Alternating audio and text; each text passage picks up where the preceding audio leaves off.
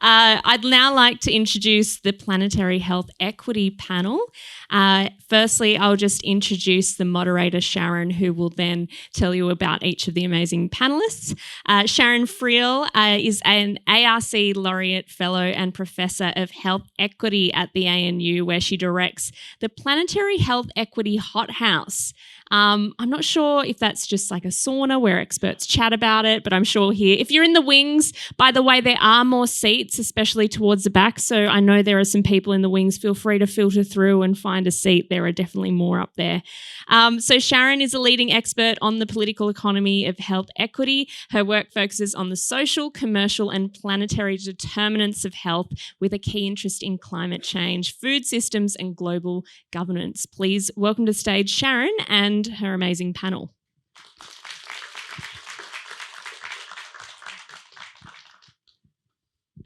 Thank you. Well, marvellous to be here.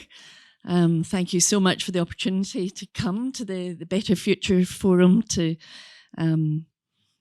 tell you all about the work of the Hothouse and why we think it's so important to save the world. I'll start by acknowledging that we're on the unceded lands of the Ngunnawal and Ngambri people, paying respects to elders past, present, and all those Indigenous colleagues in the room. So, Catherine has just given us this incredible call to action. And what we're going to do now as a panel is we're going to make hope practical rather than despair convincing. Did you know that? I'll tell you a little bit about the Hothouse in a second, but first of all, I do want to introduce this amazing group of people. We are all part of the Hothouse. Dr. Sandro Demaio is the Chief Executive of Vic Health, the Victorian Health Promotion Foundation, a member of the advisory board of the Hothouse.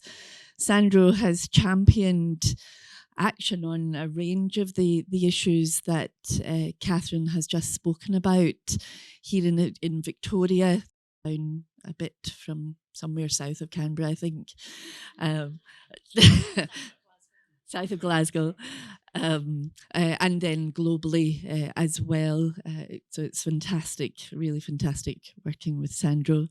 Dr. Sophie Lewis. Sophie is the ACT Sustainability and Environment Commissioner.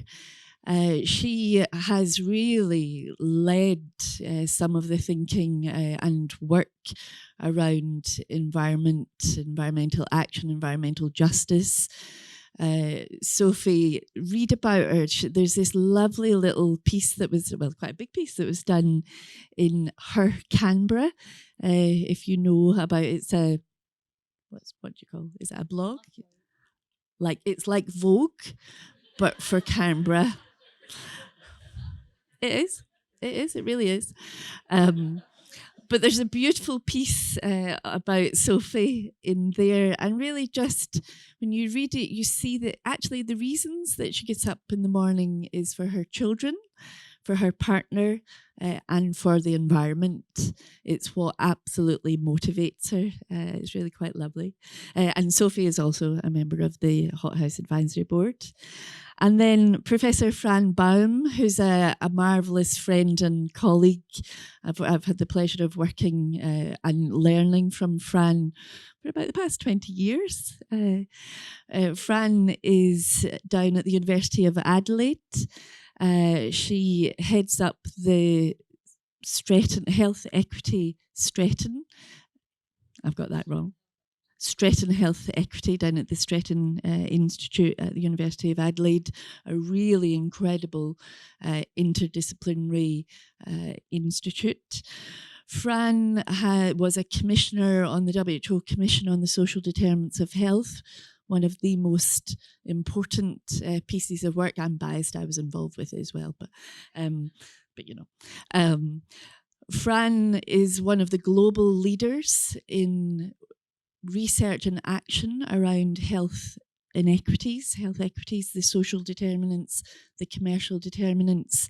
And really importantly, she's the co-chair for many, many, many years for the People's Health Movement. So a large transnational civil society organisation that absolutely calls out those systemic structural inequities that Catherine was speaking about, and is also a member of the advisory board. And I'm not going to introduce Catherine. You've heard about Catherine, other than to say Catherine was our thinker in residence at the Hothouse. And when Catherine was moving to Glasgow, which is my home city, I was moving to Canberra. And it's just been such a lovely finding of each other since Catherine has moved back to Canberra. So what we're going to do, as I say, is tell you a little bit more about the work of the Hothouse. What you'll hear from each of our panel members is the importance of purpose, why they do what they do for a purpose. It's what motivates us.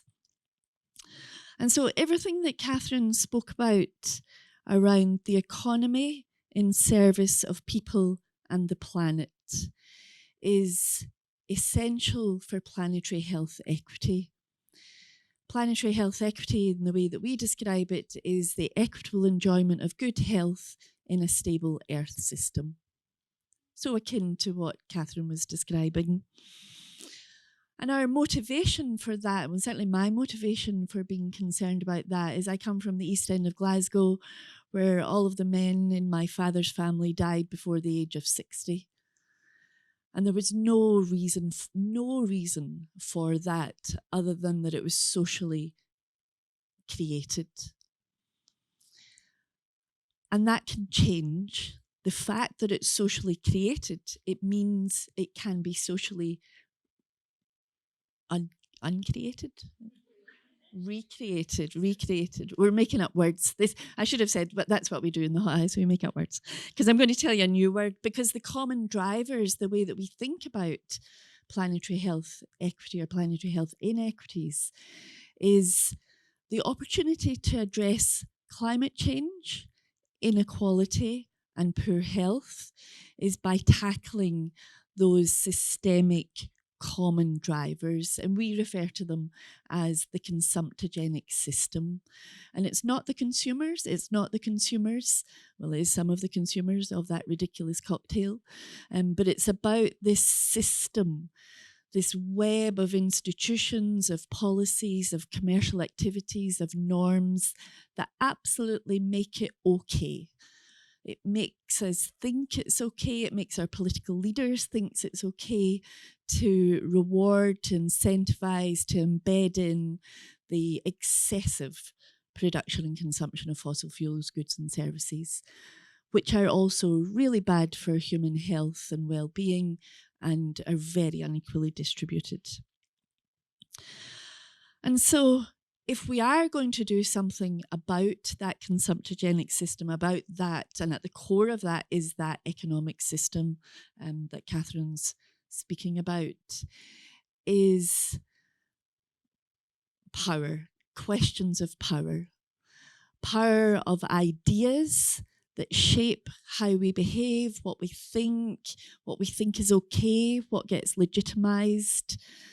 It's the power of different interests, who's at that table, who shapes that table, what's not on the table, and the power of different institutions that absolutely create the rules of the game. And so, but remember, it's a system. Remember that things can change. And so being in that game, being in activating for the sorts of issues that Catherine was just speaking about is fundamental to planetary health equity. So, as I say, we're going to do that now. We're going to think about what can happen, what needs to happen across different sectors, different types of actors, different domains, different policy domains. what can happen. So I do hope we are going to make hope practical rather than despair convincing. So I've asked our folks, we won't come to you just yet, Catherine, is that okay? Just relax, sit back and enjoy the beautiful, beautiful room that we're in. Sandro, I'm going to come to you first. So, as I said, Sandro is the Chief Exec of Vic Health, the Victorian Health Promotion Foundation. Sits in this lovely space of a protected budget, which is really important, but really in sort of NGO stroke government. Do you want to just reflect on the ways in which you are really pushing to make these issues front and centre of sort of political action? Thanks, Sharon, and I'll also just start by acknowledging the traditional owners of the land we're on, and we're on unceded land that always was and always will be Aboriginal land. My name is Dr. Sandro, Demaio. I'm the CEO of Vic Health. We're a statutory agency in the state of Victoria, which is south of here, just over the border, or two borders actually. So it's a fascinating organisation, and I think I've got the best job in Australia. We were established in 1987 through the Tobacco Act. So the government overnight decided they were going to ban advertising of tobacco in sports, arts and cultural organisations. Now, this is going to sound very familiar to you in a second, because at that time, our free-to-air television, our sports organisations, our Grand Prix, our ballet couldn't function without the funding from tobacco. And they said that the whole world would kind of fall apart. So they established, they put into the legislation that enshrined the tobacco-free advertising, the smoking-free zones, the fundamental piece of legislation that actually enshrines tobacco control in Victoria, a hypothecation of that tax. So 0.5% of the increase in excise went to an independent statutory agency of government, Vic Health, that we, in our short term, was to buy out the advertising of all of that tobacco space. So overnight, Marlboro disappeared, and instead we had health promotion messages on the chests of our AFL footballers. So it's actually possible. As time went on, we became a more sophisticated agency. We built our policy work. We have a big government relations lobbying function. We invest about $5 million in strategic research every year. We have big fellowship programs, but we also fund grants and run the largest local government place-based health promotion partnership in the country. This is all still protected by the same piece of legislation. So it takes an act of parliament, not the stroke of a pen of a minister, to touch our budget. I have 3 members of parliament on a 14-person board led by Nicola Roxon, who, if you've ever met Nicola, you'll understand the level of ambition. And while I'm appointed by the minister, as soon as I'm appointed, we're independent. And in fact, there are only 2 people in the Victorian public service that are not subject to the Public Administration Act, which is the piece of legislation that says that public servants cannot be political: the Ombudsman of Victoria and myself. So actually built into our legislation is an understanding that health is inherently political. And that meant that at the referendum last year, I was able to take a very strong position and support our Aboriginal communities in Victoria. I'm very interested in the political economy of health. I started as a doctor, stared down the barrel of 40, 50 years of basically putting band-aids on people for diseases we know how to prevent due to political and societal failure, and decided to leave clinical medicine and now have not been back in 15 years. I suppose my day-to-day job is working out sort of two things that are keeping me awake at the moment, but also getting me excited. The first is the political economy of prevention in Victoria, which is hugely analogous with the political economy of climate and environment and health. We have an ambitious government. I believe there are important political windows. They're not perfect, but there are important political windows, and I'm not politically aligned. I believe that there are ambitious opportunities, including the wellbeing economy. The question is, how do we help government to get those things done? And I suppose, how do we do that in the incredibly difficult economic environment we find ourselves in, where day to day most Australians are just struggling to work out how they're going to pay for their rent, or worrying about being kicked out of their rental property in an increasingly insecure housing market and an economy that the floor's falling out of. Ironically, due to the very same systemic failures that have centralised wealth, power, and at the cost of most enriched a few. How do we have those conversations without sounding radical? How do I have those conversations as a public service, as a public servant? And we recently went so far as actually putting in our new 10-year strategy a fully systems-based approach that calls out the commercial and economic systems that are driving inequity, which was quite ambitious and risky, but is proving to be quite actually politically welcomed in Victoria and starting some important conversations. So I'll stop there and we can, lots to pick up on. Brilliant. Yeah, but we'll come back, Sandro. Sophie, do you want to tell us why the ACT is the best place in the world? I didn't know I was supposed to be doing that. I actually wanted to return to the photo that Catherine showed of the view from Red Hill, because I thought that would be a really good way to talk about some of these issues around the connection between planetary health or environmental health and the health of people. And to take us back to the Canberra experience of around 2019 when we had our Black Summer bushfires here in Eastern Australia. But as we know from that time, the bushfires didn't occur over summer. They in fact started in winter. And by the time we got to summer and those weeks and weeks and weeks of horrendous smoke here in Canberra, we'd already had months of extreme weather and climate-related events across huge swathes of the country. So I woke up on New Year's Day and, like many people in Canberra, we had to take the smoke alarm batteries out because it was blaring this incessant warning that our home was not a healthy place to be. So I left Canberra. I was very lucky that I could leave that day, and I took my toddler to Hobart so that we could breathe clean air and enjoy a summer. And many people in Canberra were unable to do that. They remained with their children as smoke filled our hospitals, filled our birth suites, while I was able to holiday with my beautiful daughter in Tasmania and visit our family. But we came back, and I remember a couple of weeks after that, towards the end of the month, I was working from home because I was a very early adopter of working from my activewear. And I went out to check the letterbox, and looking out south across the vista that Catherine put up for us, I could see this huge pyrocumulus, what are they called? Pyrocumulonimbus clouds emerging from the national park. So around 80% of the ACT is national park or reserved areas. So Demaio National Park makes up a large fraction of the ACT. It was tinder dry, and in late January it exploded into flame. So as the afternoon went on, a big easterly wind picked up and blew the top off that cloud towards more and more people. And as the sun set across the south of Canberra, people could see the flames cresting over the mountains. Around 2 days later, it started to rain ash and whole gum leaves. So these were leaves from our precious national park, a place that is beloved and so important in terms of biodiversity.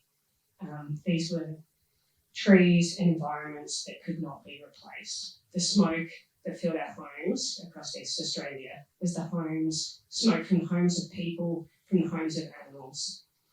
So after that, we had a period of hail, we had extreme rainfall, and we could see that this was a really unhealthy environment. It was an unhealthy planet. It was an environment under stress. And we know that that impacted huge numbers of people across Australia. I think estimates were that 80% of people had a direct experience of just that one period of extreme weather and climate.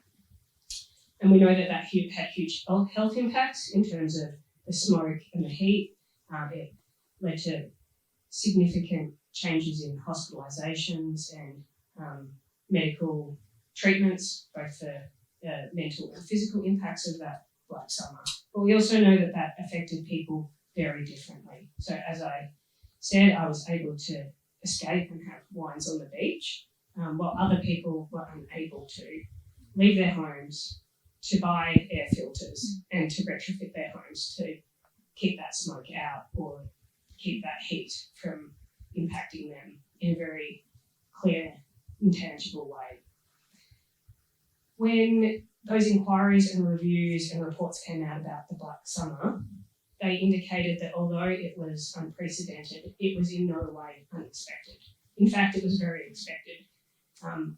Over the years, decades, months, weeks leading up to, all of those aspects that I've talked through, the smoke, the heat, the drought, the heavy rainfall, we had warnings that that was going to happen. So I'm leaning a little bit into despair here, because what I see over that period was really an abject failure of leadership. But to me, that does offer us the promise of hope, because so many of those experiences of that summer and later events that have occurred across Eastern Australia or other parts of the world can be redressed. They could have been prevented if we had taken sufficient action to do so.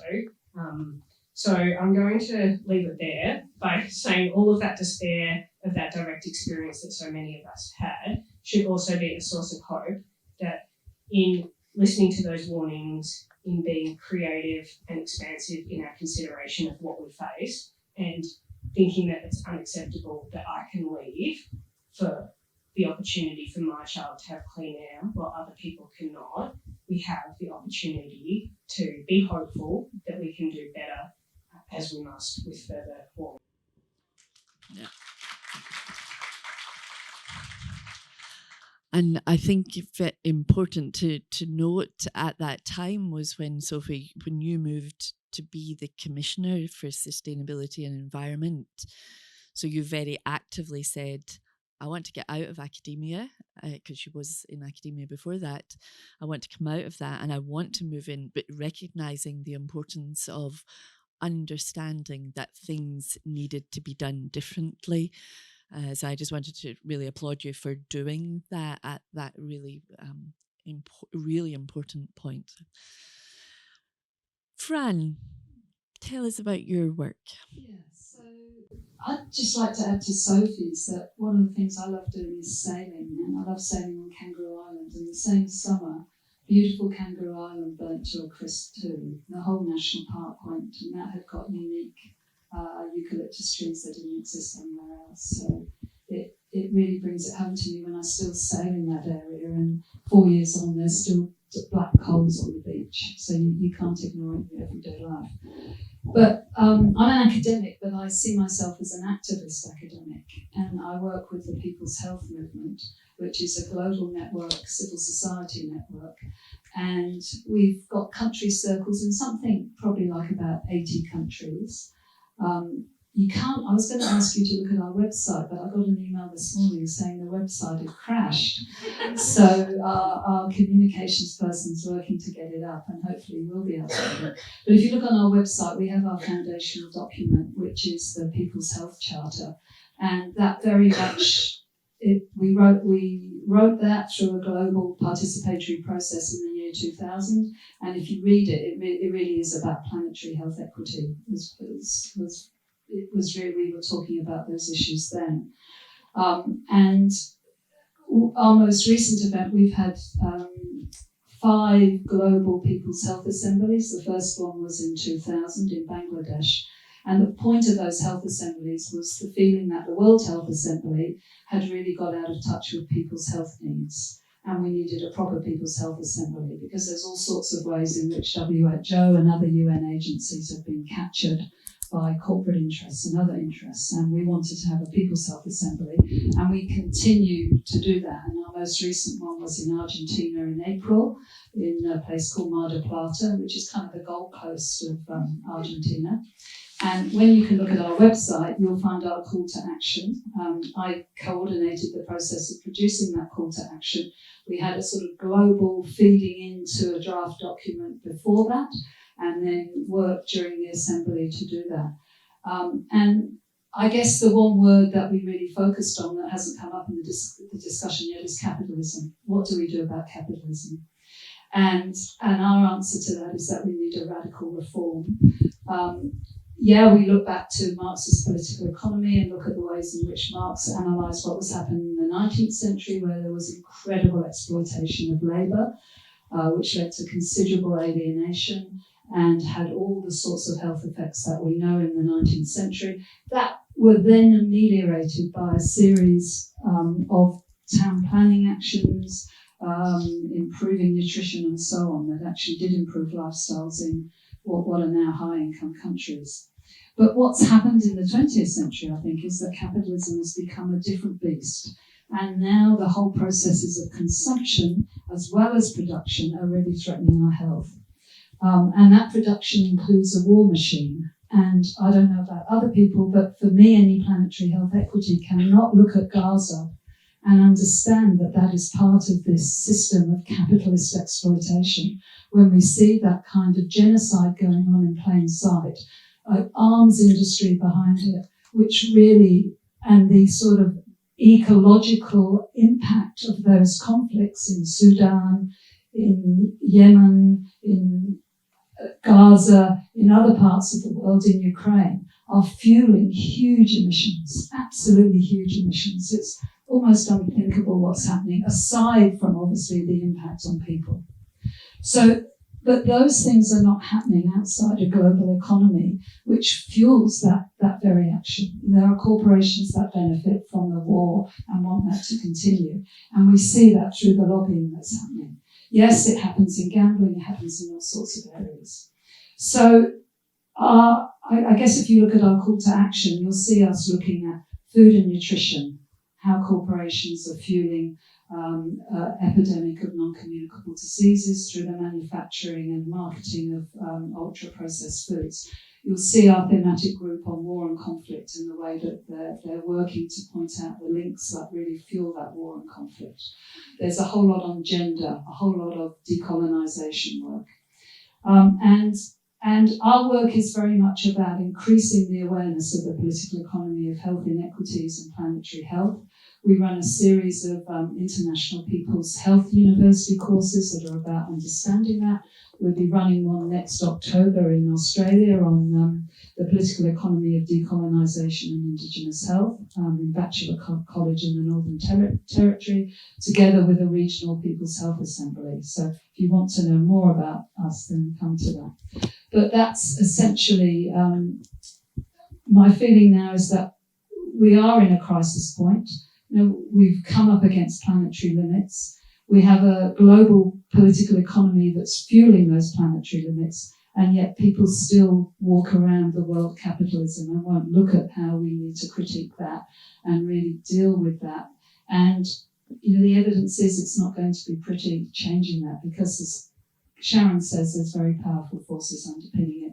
And the People's Health Movement is really committed to challenging those in a very direct way and remaining free of any institutional influences that would stop us speaking out. Lovely. So, Catherine, I want to come to you, and then I'm going to come back to the panel. One of the things, and I should have noted at the beginning, over the past fortnight, we've been within the Hothouse, we've had this programme running, the Future Leaders programme. There's people from around the world in the audience who've we've been so lovely having people coming to visit with us. And what we've been discussing is this. And what we've heard from the panel are the plurality of ways in. Whether that's coming in through the levers of government, through the power of the narrative. I'm looking at you, Sophie, there in particular.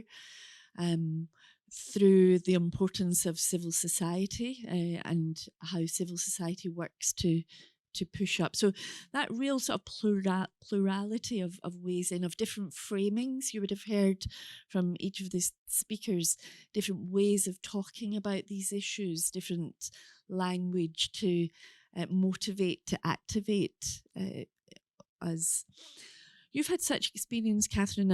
I'm thinking of WeGo now, so the Wellbeing Economy Governments, and how that sort of navigation, you know, some people are more comfortable with a particular narrative, a particular approach. Others it's different. How have you seen that navigated within WeGo, for example?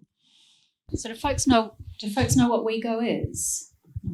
Okay, so she's just giving me a Dorothy Dixon.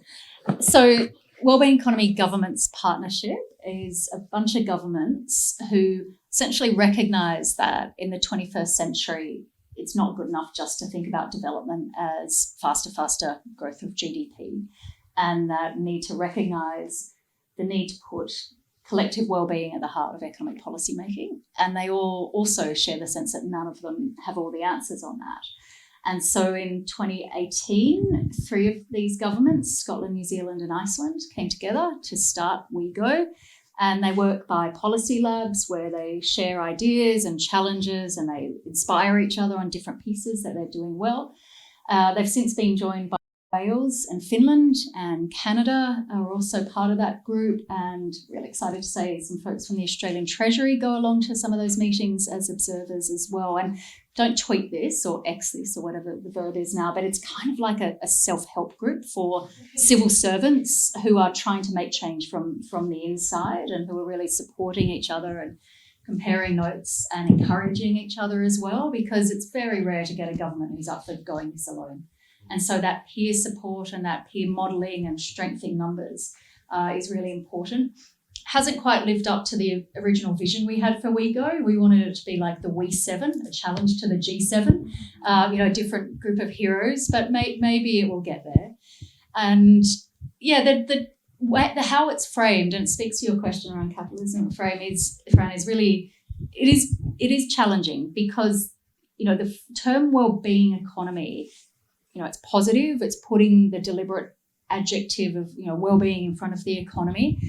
But there is a risk that it's co-opted, that it's confused, and people, sometimes you hear, say, the government of Finland, some people in the WHO do this. They call it the economy of wellbeing.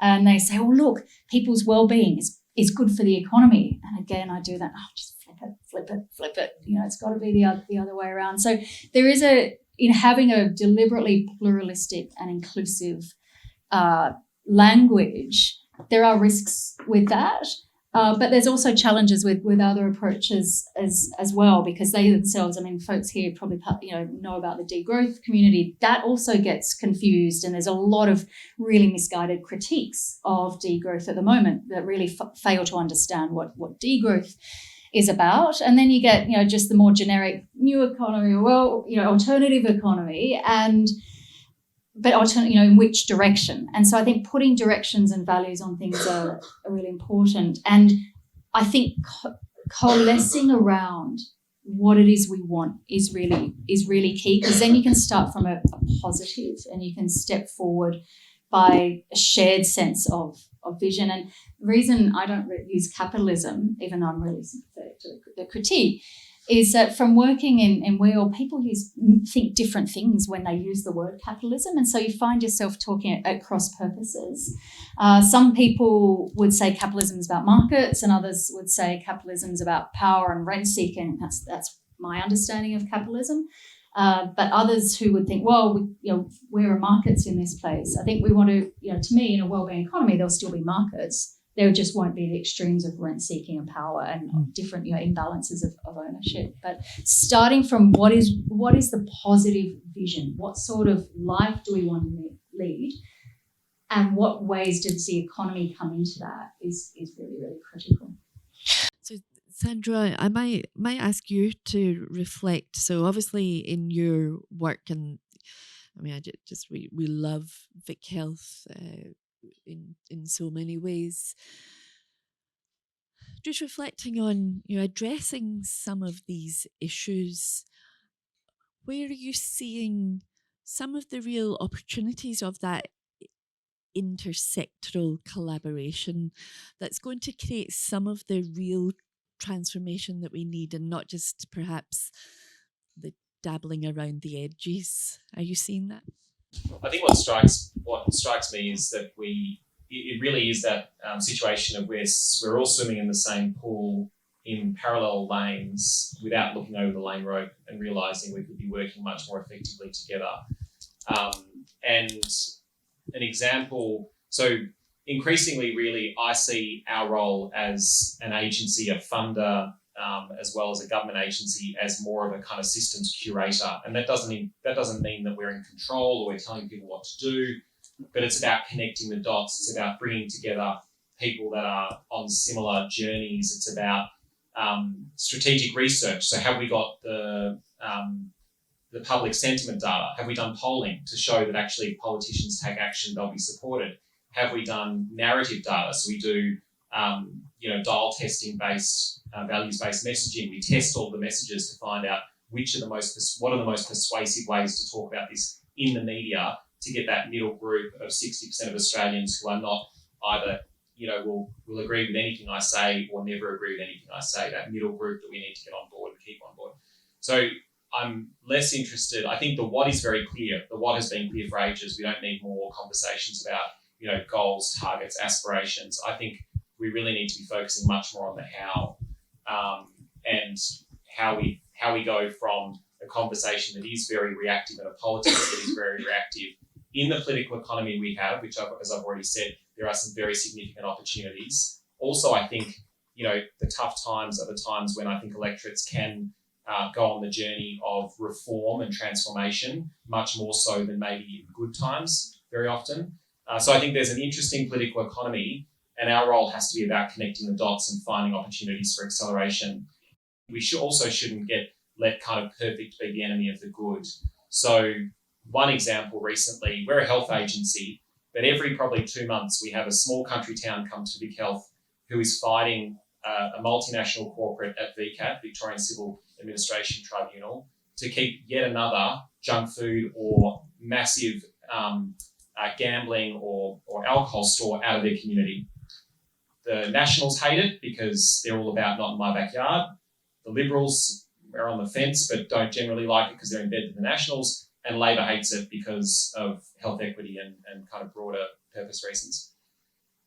And so rather than continuing to kind of look at, how we, build the awareness of the public on, healthy eating, which we can tell people to eat vegetables, but if they're simply unaffordable and unattainable, it gets to a point just insulting.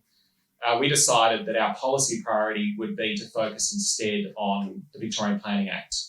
So there's a once in a 40-year window that's opened in Victoria, a review of the Planning Act. We had not really been aware of the Planning Act before, but we went out and we actually listened to communities. We realised that the reason that they were fighting and losing at VCAT over and over again, demoralising experience, huge public cost, was because there was no health consideration in the Victorian Planning Act. So suddenly we went out and sought out different bedfellows. So really strong partnership with Infrastructure Victoria. I didn't even know they existed. Suddenly the CEO is a really good friend of mine. We came very often. So we brought together the Victorian Chief Architect, the Victorian Council of Social Services, EPA, Sustainability Victoria, and we're fighting very hard now to get health as a consideration in the Victorian Planning Act, which would allow local governments to block, massive liquor stores, which we've just blocked one in a 700 square metre liquor store 2 weeks ago in a regional town because of some advocacy we did directly to the minister. But rather than being reactive and each time having to fund local communities, how do we, stick our head up for a second and go, what's the systemic failure here? How far up can we go in the causality chain without sounding like total lunatics? Talking about capitalism to the planning minister, I would have seemed like I was way out of my lane, but going and talking about health as a consideration, we've got all these allies across government and communities that are pushing all sides of politics and finding a framing that cuts through conservative and progressive politic, we've managed to get it across the line. And that policy window will close now for another 40 years, but we haven't missed it because we weren't so purist and we weren't also continuing this kind of narrative that somehow, just telling people to eat vegetables is the solution. Brilliant. So, Sophie, here in the ACT, I think we have the right to a healthy environment. Have we got that in place now? Yeah. And so some of those levers that, like the Planning Act or planning legislation or that piece of legislation that we have in the ACT, do you work with those sorts of levers in as the commissioner? Yeah, I certainly try to, and I'm quite envious of Sandro's naivety of the Planning Act in Victoria. I would also like to be naive to that because it's quite a monstrous piece of legislation.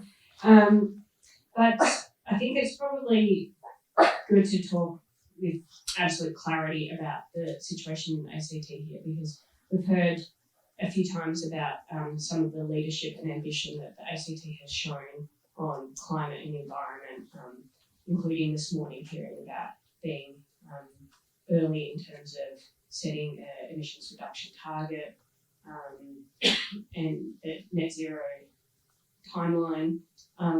But that's not the full story of the ACT and climate and environment issues. So my main job in this role is to deliver the State of the Environment report for the ACT.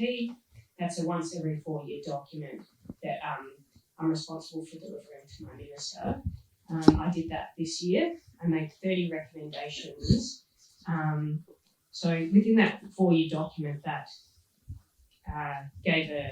it catalogued those catastrophic black summer bushfires.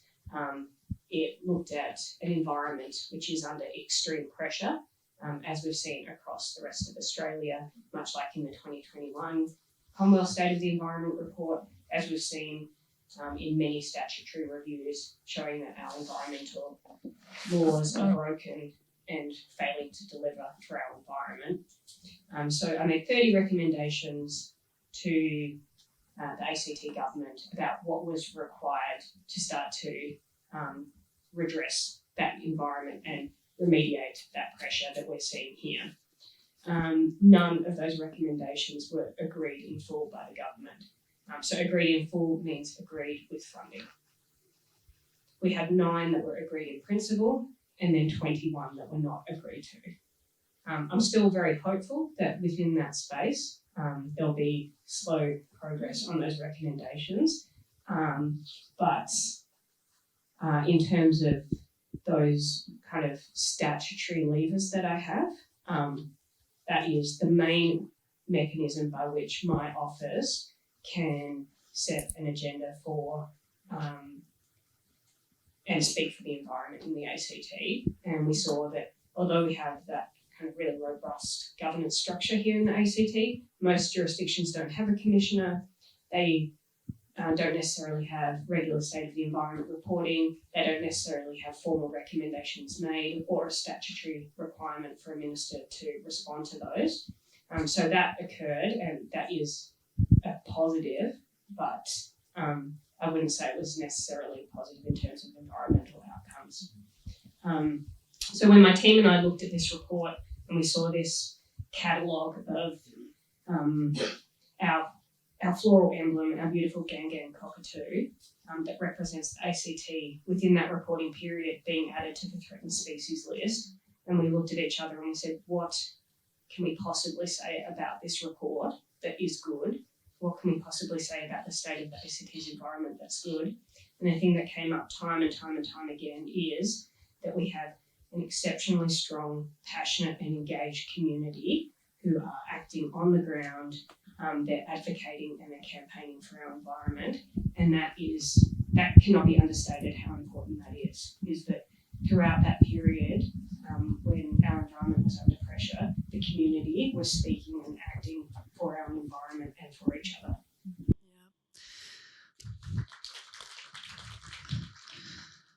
So I think really the importance, one of the things that I take away from what you said, Sophie, is we constantly hear a narrative of a jurisdiction such as the ACT as being incredibly progressive. It's really important in thinking about what's under the lid of that. And when you start to dig deep into that, you hear exactly what Sophie has just said. So really the importance of disentangling the sort of the front face, the front narrative, and what's actually maybe happening in the background. And one of the things that we hear about in the background or not in the background, but we also hear about in the ACT is the ACT has a wellbeing framework. So I just sort of wanted to connect that for a second. Then, Fran, I'm going to sort of finish with you before we then open up for discussion with the audience. Is there has been this sort of sense of the hope, the possibility of here in the ACT we've had a wellbeing framework for a few years, and just my kind of experience or observation of that is not always having the intersectoral engagement to really operationalize that, understand what it is, fulfill the promise of it. I'm not sure if the two of you have been involved with those discussions. Yeah, so they're sort of at the beginning of the journey in the ACT, but which makes them still further ahead than most other jurisdictions in Australia. And they're doing some good things. So one, they didn't skip that first step. They had a public consultation in 2019. So that's a good start. And what the team in the ACT government's really working hard on is how to link those measures now to policy making. So policy proposals have to do a wellbeing impact assessment, but to stop them becoming just tick box exercises, they're doing a lot of capacity building or cultural change, depending on how you look at it, within the ACT bureaucracy to really help folks really understand how this benefits them, to really help them look at all those different levers. They're starting to apply it to budget proposals. So I think they're actually quietly moving in the right direction. Of course, it's not yet adding up to that, really different paradigm of how we think about the economy in the ACT, but it's starting to get there. And I think you'll see it really start to mobilise the sort of change we need is when it applies across those different levers. So planning, procurement, all those different sort of policy instruments that governments at different levels can use. So when they're really using those different policy instruments to say, here's a sort of economic activity that we need more of in our economy because that economic activity is good for people and planet. And this sort of activity around here, we've got to power that down because that's doing damage to people and planet. And there's lots of examples of really awesome enterprises in the ACT that we could list off, Sophie, that are showing in microcosm what the sort of economy we need looks like. They're the pioneers that prove it's possible and prove there's no excuse. And so what we need is a policy regime almost to catch up and support those sort of enterprises. But it's hard going. So one of the really cracking enterprises that I love hanging out in is the food co-op, just over the road. And, they're a refill place. They're about provisioning for folks who might struggle financially. They're collective and they're just beautiful in so many levels. But I think it was this time last year they had to go through a crowdfunding initiative because they're financially vulnerable. And so they're back on their feet now and they're doing well and they're amazing. And they're showing now that you can be financially viable, and the pursuit of a surplus or profit is not for its own sake, but it's for a purpose, to keep going in business and to do the sort of economic activity we need more of. So when we see the wellbeing framework start to shine a spotlight on those sort of enterprises and help have more of those enterprises across the ACT economy, that's when we'll know it's really, really working. But I think for the ACT government, to be fair on them, I think they're really doing a lot of work and moving in the right direction, just not far enough or fast enough yet. Well, let me pick up on the fast enough thing, because of course this isn't something that we can think about as a 10-year, a 20-year agenda. This is something that really has to happen now if all of the predictions are going to come to fruition. And so just, Fran, I'll sort of finish with you from the panel, and then I say we'll open up. What we've been hearing within our discussions is that importance of pushing up for action. Yeah, whether it's so through the community voice that we heard from Sophie. And we hear, and we've been speaking about it over the past couple of weeks, this idea of radical incrementalism and radical transformation. And I think we need both and everything in between. Because if it's radical, it's shifting power. That's the really important takeaway from those two terms. If it's radical, there's a shift in power. But I suppose we need such a shift in power to happen so quickly. It's so urgent. So I just wonder if you can reflect, Fran, of what are the strategies that you have seen, and I'm thinking particularly through the People's Health Movement, and have you seen strategies that are effective to enable that pushing up, that demand for the sorts of political and policy leadership that we've heard from colleagues? Well, I mean, I think if we take an evidence-based approach to what brings about change, big change happens when there are people pushing from below, when there's a demand. And you can see that if you look at anti-slavery, if you look at the feminist movement, votes for women, it's been because people have demanded it.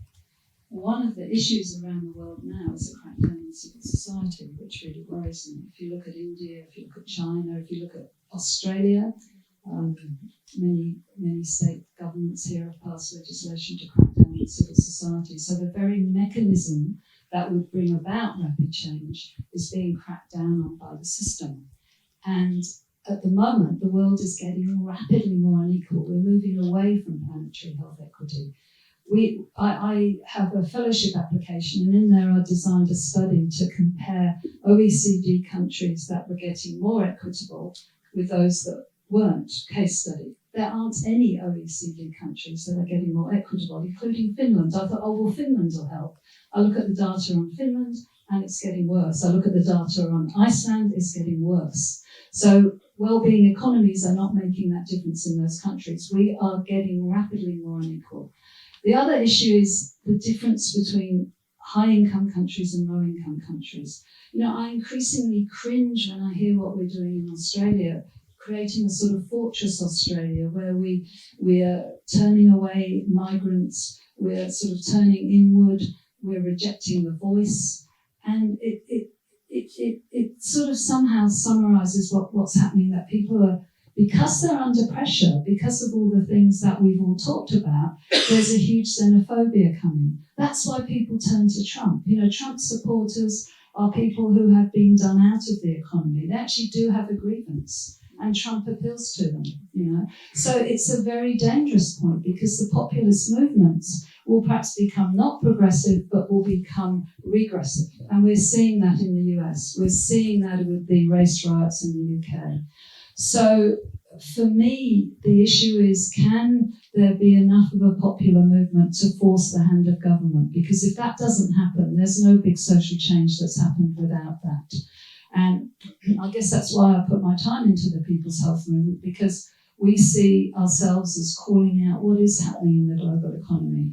And for me, the big thing at the moment, if you take war and conflict, if you look at the millions of people out on the streets, in London, I think there were estimates of 1 million people over the weekend, but that's not shifting governments.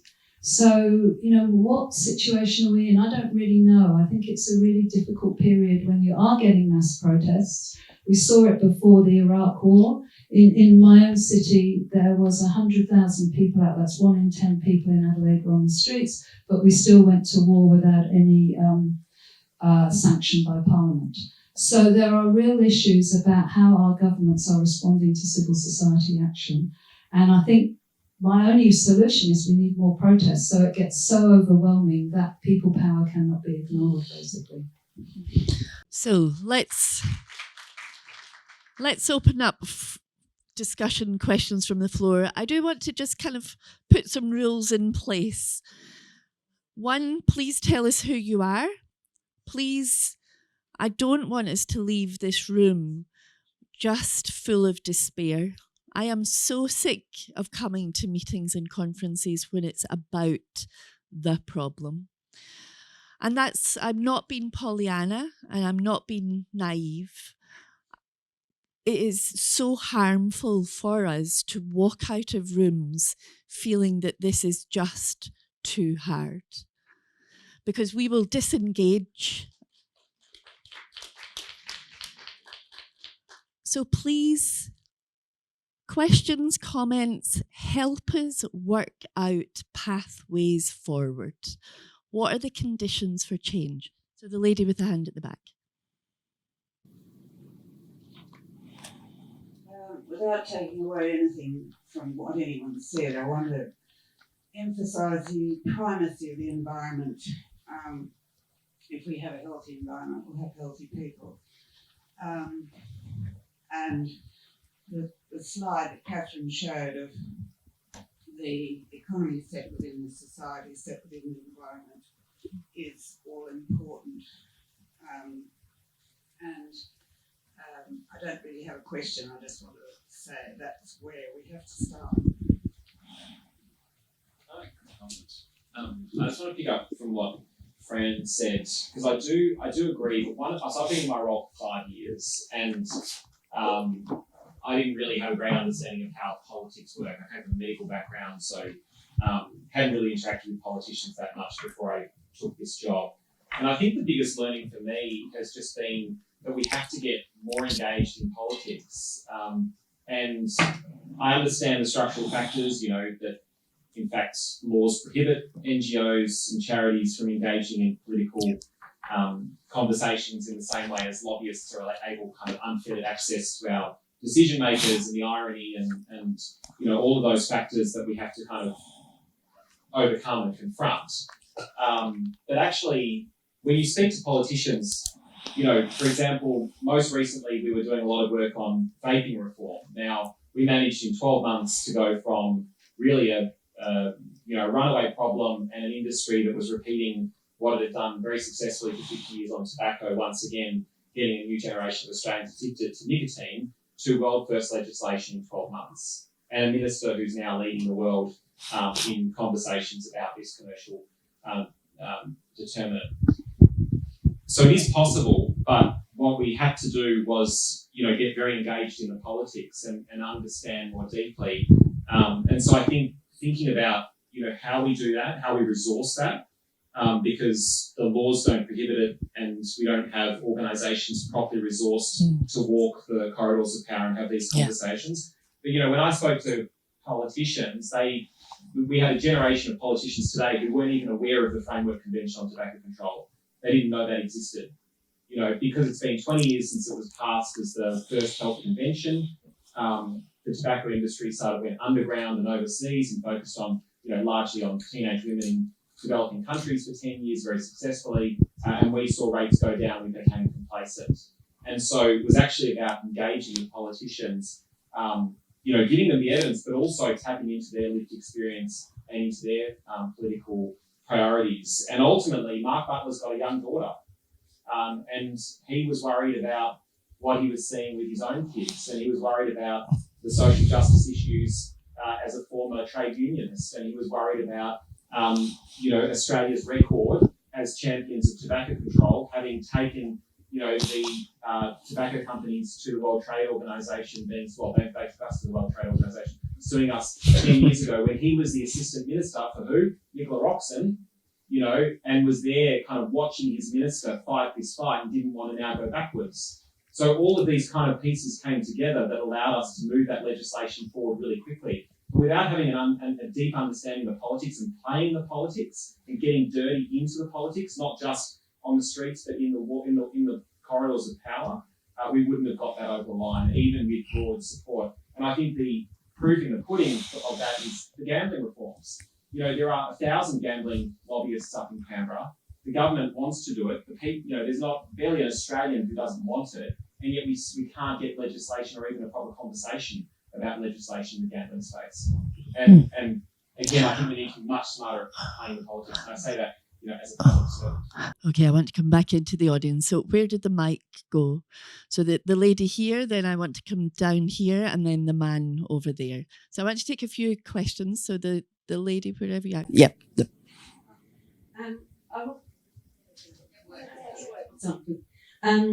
I think I wanted just to reflect on the kind of macro narrative around the economy and how we shift that narrative, sort of turning it on its head, because it seems like an insurmountable challenge when every morning on the radio you hear an economic kind of analysis you hear questions in the terms of the economy, and every advocate on every issue ever that's about social good or social justice or environmental justice has been confronted with a politician that turns around to them and says, we can't afford to do it, we can't afford to do it, we can't afford to do it. And you know, all of the ACT's progress, like the light rail, that only happened when that became an economic win for the government because there was, you know, residential uplift, things like that. So it's about shifting the values. And one of the challenges I see is that the people who are arguing for the economy and the capitalism, they use the same value narratives that we use. It's about jobs, it's about security, it's about people, you know, people's livelihoods. So how do we flip that so comprehensively that we're not having this kind of sight battle stuff every single time? Lovely, great question. So I'm just going to take two more and then we'll come back to the panel. So down at the front here and then to the man there. Yep. Thank you. My name is Roxana. I'm a PhD student here at ANU, and I was reflecting on making hope practical. And there is this hope that keeps roaming through my head, thinking that we're building on yesterday's structures with today's methods, and the people that build yesterday's structures that will not be here tomorrow to see how those strategies will look like, the strategies of tomorrow. And I was just pondering, and it's an open question for the panel, of what works within these kinds of things and these structures, and what kind of alternatives we've seen that are completely opposite that are still very much important to reflect on and highlight. Thanks, Roxy. And then the man here. Stop. Hi, my name is Khalid. I'm from the Small Giants Academy. So thank you for all the work that you're doing. This is a question for Sophie. I think I heard you say that there were 30 recommendations that were put into the report. The majority weren't agreed on. There were some that were agreed on in principle and some were followed through. I'm just curious, the ones that sort of did move forward, was there a common thread in some of those recommendations as to why they perhaps weren't moving forward with some of those recommendations? And are you hopeful that perhaps of the ones that have moved with your recommendations that there is some hope for some of the other recommendations to be put forward? I'm just curious as to if there was a common thread with some of the recommendations in the report that weren't sort of agreed upon. Okay, so we'll take all of them. I can't remember the first, but we'll so flipping the narrative. So we might start with you, Catherine. Yeah. Sure, and I can link it to Roxy's question as well. So to give one example where of a little country, and someone who's spent 20 years in Scotland, it's painful for me to say, but Wales are kicking goals on this. So Wales has, after several attempts in 2015, had a big consultation. I'm pointing down there because that's where it was on the screen. National conversation. They asked people what mattered to them. They asked people in Wales, what sort of Wales do we want to be? That then formed, so big public mobilisation, which built political legitimacy and a democratic mandate across the board. That then came into legislation. So you get the hardwiring of government with the Wellbeing of Future Generations Act. They didn't leave it there though. Then they created a champion and accountability mechanism through the Commissioner of Future Generations to hold government to account, to scrutinise Welsh Assembly budgets, to look at all the 46 Welsh public agencies to see how they were delivering on the 5 goals, healthier Wales, prosperous Wales, more inclusive Wales, more sustainable Wales, and how they could, looking at how those public agencies could deliver according to those goals. And then they also have ways of working as well. The Commissioner also does a lot of internal work, so really doing that cultural change and smashing heads together when needed, but also will publicly shame a policy proposal when it's not up to scratch. So I think there's a lot to learn in what Wales has done, in that they had public conversation. So you get that grassroots mobilisation, you get the engagement, you get the community buy-in. you get the cross-party support, which doesn't really matter in Wales so much because it's largely always going to be Labor, but important because private sector agencies are coming in saying, how can we be part of this? Sporting agencies are coming in saying, we want to be part of this, even though we're not named in the Act. So it ticks a lot of boxes. It's doing the hard wiring, the soft wiring of government, and the political accountability through a well-resourced political commissioner's office. And to me, the fact that other countries, including Scotland, including Belize, at the UN, they're starting to emulate that now. And it'd be great if ACT, if New South Wales, if Victoria, if the Australian government started to pick up the key aspects of this. But what have we seen when there was an opportunity federally with the Duty of Care Act? The reaction was, oh, we're already doing this. So we need to keep agitating for it and keep proving that it's possible.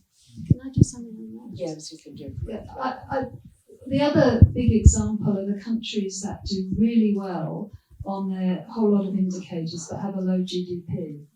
And we with Sharon and others, we've been doing research on punching above weight countries. So I often compare Costa Rica with the US. So Costa Rica spends about 10% of the US on health services. They top the ecological footprint compared to the US. They have a life expectancy that's a little bit higher than the US. They have an infant mortality rate that is about 8 rather than 5, 4 or 5, I think. And their GDP is way lower than the US. So, and Sri Lanka is another similar country. China, under Mao, was actually another country punching above weight. So there are those examples where countries have taken decisions, and usually it's about women's literacy and empowerment, having a good primary health care, having good working conditions. It's not very hard. And countries that have adopted that have really punched above their weight in terms of their GDP. So I think they're quite inspiring too. And the other thing to remember is that from the 1950s, 1960s to early 70s, the world was getting more equal. We were doing it. And then along came neoliberalism and we went back. So I kind of look at that period. I was a real beneficiary of it. My mother always told me you're alive because of the NHS. If I'd had to pay for your healthcare, you'd have been dead. I was the beneficiary. I didn't pay any. I was from a very working class family. I didn't pay any fees at university. They actually gave me a grant to go to university. We can do it. We have done it in the past. Under the Menzies government, one of the most conservative governments in Australia, we had 70% tax rates. And now people would throw their hands up in horror, but that was part of the course in the 1950s. So, Sophie, you're going to tell us, you're going to tell us about the question there, and then we will have to wrap. So the report is part of an overall trend in a decline in government receptivity to statutory reports. So we see that in terms of my office's reports over a 15-year period longer. We also see it with other statutory office holders, Inspector for Correctional Services, with very different portfolios. So in that sense, that unwillingness to tackle big problems through these independent agendas is unsurprising. There's not a particular common thread, except I think probably an attitude of trying to do the same as has been done and expecting different outcomes for the environment. The report does break down the environment into 7 different domains, and the recommendations that were agreed in principle were more from the climate change domain from the others. So no, it's not really sort of clear why specific recommendations were better received than others from that kind of analysis. I am incredibly hopeful. We've seen previously that recommendations that aren't agreed to and funded can be implemented and addressed over time, but also I am just generally quite hopeful. Well, I think I might just finish there. Yeah.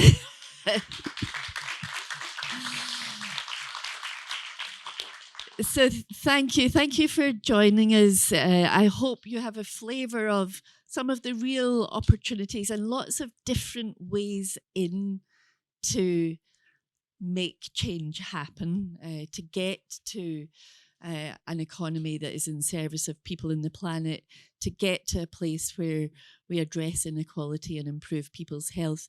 If you're interested in connecting with us in the Hothouse, I forgot to do the plug and I'm going to do it now. So the Planetary Health Equity Hothouse, we're a research initiative based at the Australian National University, so literally just across the road. Hop onto the website and sign up to our mailing list. We run a monthly webinar series called Saving the World. We're incredibly modest. And really what we are about is, excuse me, research to understand the conditions that enable change to happen. And we really want to engage with as many folks from different sectors, different perspectives as we possibly can. I'm not interested in us just doing research. This is about making change happen. So thank you so much. Thank you so much to the conference organisers for the opportunity to come and speak with you. Thank you.